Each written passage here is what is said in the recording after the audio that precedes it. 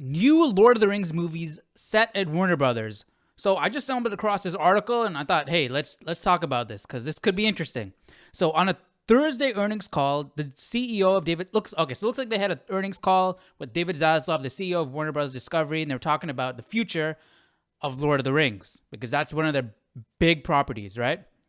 So following our recent acquisition of Middle-earth Enterprises, we're thrilled to embark on this new collaborative journey with New Line Cinema and Warner Brothers Pictures. Who recently acquired? The Embracer Group made the adaptive rights deal for the books, including Lord of the Rings and The Hobbit. The pact will be billed under the name Middle-earth Enterprises. So the Embracer Group, okay. No filmmakers have been attached to the projects yet, but in a statement to Variety, Jackson and his main Lord of the Rings collaborators, Fran Walsh and Philippa Boyens, said Warner Brothers and Embracer have kept us in the loop every step of the way. Okay, so that's good news right there. So they kept Fran Walsh and Philippa Boyens in the loop every step of the way. So they're keeping the right people. That's good. That's what I like to hear. I understand why so many people would be really weary about this. We're just coming off of Rings of Power, and that show wasn't good.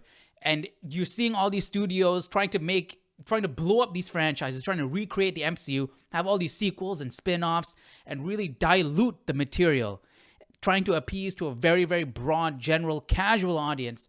And I mean, that's not good. I mean, I get it. Some people do like that because, I don't know. I mean, some people do.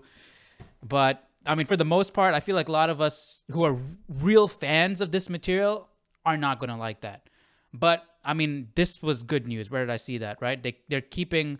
we look forward to speak with them further to hear their vision for the franchise moving forward. Jackson, Walsh, and Boyens said. So Peter Jackson, Fran Walsh, and Philippa Boyens are in on what's going on.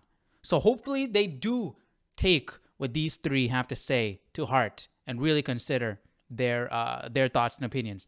So following our recent acquisition of Middle-earth Enterprises, we're thrilled to embark on this new collaborative journey with New Line Cinema and Warner Brothers Pictures, bringing the incomparable world of J.R.R. Tolkien back to the big screen in new and exciting ways. So right here, my question is, are we going to bring back the Lord of the Rings trilogy and the Hobbit trilogy, or are we going to delve into other areas? It says bring back, not Lord of the Rings, bring back the world of J.R.R. Tolkien. So not necessarily the stories that we got. And we're having Peter Jackson and his team involved. Would they be okay with retelling the story they told? Or would they be supportive of somebody retelling the story that they've already told, a new interpretation of that story, and they would be, helping out with that? I don't know. Let's keep on going. Peter Jackson's trilogy is fantastic. I don't trust Hollywood to put out another rendition of that. Another adaptation of... I'm fine with another adaptation of The Hobbit because I didn't care for the Hobbit trilogy. We had some good scenes in that, but for the most part, it didn't capture the essence of The Hobbit. And I'm not blaming Peter Jackson for that. I'm blaming WB for that. They were trying to recreate another Lord of the Rings trilogy. The Hobbit shouldn't have been 3 movies. It shouldn't have been epic in scale. It's a children's story. It should have been more along the vibes of Willow, to be honest, right? George Lucas wanted to create The Hobbit, and he couldn't get the rights to, so he made Willow. It should have been along those lines, that tone. More of like a storybook fantasy type of... All right, let's keep reading what the article's saying. We understand how cherished these works are, and working together with our partners at New Line Cinema and Warner Brothers, we plan to honor the past and look to the future. Hey, this is something we haven't been hearing, right? We've been hearing, forget the past, right? That's Star Wars. We've been hearing that, forget the past. And that's what Rings of Power said, right? We got to forget the past, look to the future. But here we can honor the past and look to the future and adhere to the strongest level of quality and production values. So are they just saying things that we want to hear, or do they really mean this? Luca and Abdy recalled that New Line had previously took an unprecedented leap of faith to realize the incredible stories and characters and world of The Lord of the Rings on the big screen.